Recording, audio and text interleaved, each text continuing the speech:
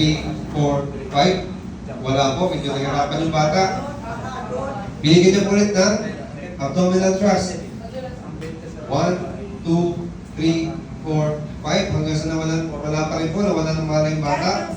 Mahanap mo tayo ng flat surface. Okay? Ilalagay po natin sa flat surface. And then, tatawag na si Sir Van ng tulong.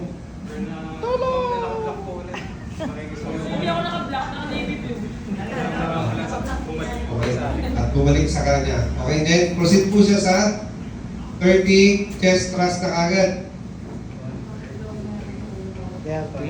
Nakalalay po talaga sa ulo yung bata habang nakapokus yung mga mata nyo sa movement ng bata.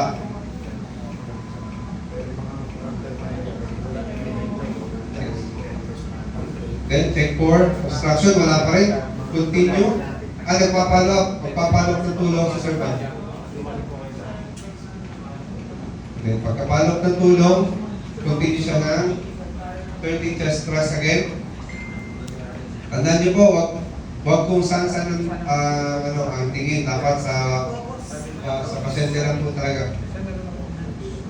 Then, wala pa rin sa second set. Dumating na yung second responder. Dumating si Sir King, second responder.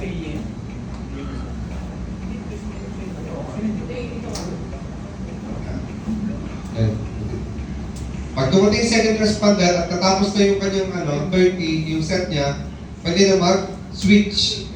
So, paano pag-switch? Two hand? Hindi, gamitin two hand. Okay lang, para makita.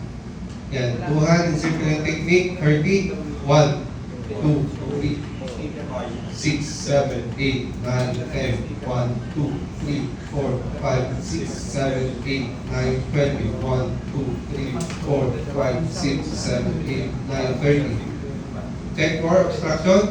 Yun. Direct nga, wala pa rin. Switch. Yan po kagandahan ng dalawang responder. Nakapagpahinga sa 5, 6, 7, 8. Parang lumabas yung obstruction. May nakita Sir Van na obstruction. Ang gagamitin niya ay finger sweep.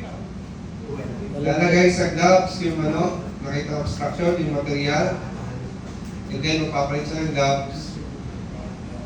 Pag nakapagpalit siya ng gloves, pwede si second responder na recovery position ng bata. Recovery position, nakatagilid ng bata, pababa. And then, head to toe examination. From head to toe.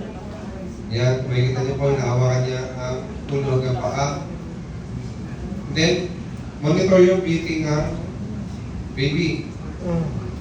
And then, si first responder, i-endorse niya kay second responder kung ano yung ginawa niyang interventions nung siya pala na nandun. Sir, nakita ko po sa sir na medyo natataranta na nagulunan po yung bata.